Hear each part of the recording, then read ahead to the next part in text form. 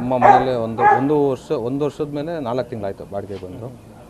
ಚೆನ್ನಾಗಿ ಇದ್ಕೊಂಡು ಹೋಗ್ತಾಯಿದ್ರು. ಗಂಡ ಹೆಂಡತಿ ಇಬ್ಬರು ಲವ್ ಮ್ಯಾರೇಜ್ ಆಗಿದ್ರು. ಅವ್ನು ಬಾಡಿಗೆಗೆ ಬೇಕಣ ಅಂತ ಕೇಳ್ಕೊಂಬಂದ್ರು, ಕೊಟ್ಟಿದ್ದ. ಆಮೇಲೆ ಈ ಥರ ಮಾಡ್ಕೊಂಡಿದ್ದಾರೆ. ಅದು ನಮಗೆ ವಿಷಯ ಗೊತ್ತಾಗಿದ್ದು 12 ಗಂಟೆಗೆ ನನಗೆ ವಿಷಯ ಗೊತ್ತಾಯಿತು. ನಾನು ಮಗುಗೆ ಹಾಸ್ಪಿಟ್ಲಿಗೆ ಕರ್ಕೊಂಡೋಗಿದ್ದೆ. ಅಲ್ಲಿ ಹಾಸ್ಪಿಟ್ಲಲ್ಲಿ ಇದ್ದಾಗ ನಮ್ಮ ಮನೆಯವ್ರು ಫೋನ್ ಮಾಡಿದ್ರು, ಏನೋ ಇದು ಮಾಡ್ಕೊಂಡು ಬಾಗಿಲು ತೆಗ್ದಿಲ್ಲ ಅಂತ. ಆವಾಗ ಹೋಗಿ ನೋಡಿದಾಗ ಕೊಲೆ ಮಾಡಿ ಓಡೋಗಿದ್ದಾರೆ. ಮನೇಲಿ ಏನು ಗಲಾಟೆ ಏನು ಆಗ್ತಿರಲಿಲ್ಲ. ಯಾವಾಗನೋ ಒಂದು ಸತಿ ರಾತ್ರಿ ಹೊತ್ತು ಬಂದಾಗ ಗಲಾಟೆ ಮಾಡೋಣ, ನಮ್ಮ ಬೈದು ಹೇಳಿದ್ರು. ಸರಿ ಆಯ್ತಣ್ಣ ಅಂತ ಹೋಗೋರು. ಬಟ್ ಇವತ್ತು ಟೀ ಗ್ರೂಪಲ್ಲಿ ಮಾಡ್ಕೊಂಡಿದ್ದಾನೆ. ಇಲ್ಲ ಸರ್, ಕೆಲಸಕ್ಕೇನು ಹೋಗ್ತಾ ಇಲ್ಲ. ಅವ್ರ ಯಜಮಾನ ಕೆಲಸ ಹೋಗೋದು, ಮಾರ್ಕೆಟಲ್ಲಿ ತರಕಾರಿ ಮಂಡಿಲಿ ಕೆಲಸ ಮಾಡ್ತಾರೆ.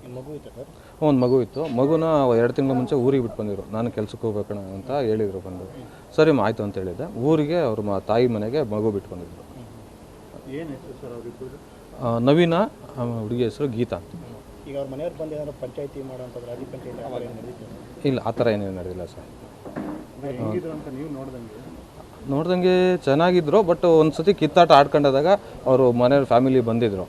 ಬಂದು ಬರ್ತಡೇ ಇತ್ತು ಪಾಪದ, 1 ವರ್ಷದ ಬರ್ತಡೇ ಟೈಮಲ್ಲಿ ಮಾತಾಡ್ಕೊಂಡು ಆಮೇಲೆ ಎಲ್ಲ ರಾಜಿ ಮಾಡ್ಕೊಂಡು ಹೋದ್ರು ಅವ್ರ ಪಾಡಿಗೆ. ಅವರು ಚೆನ್ನಾಗಿದ್ದರು. ಬಟ್ ಬೆಳಗ್ಗೆ ಸರ್, ಬೆಳಗ್ಗೆ 12 ಗಂಟೆಗೆ ಗೊತ್ತಾಯಿತು.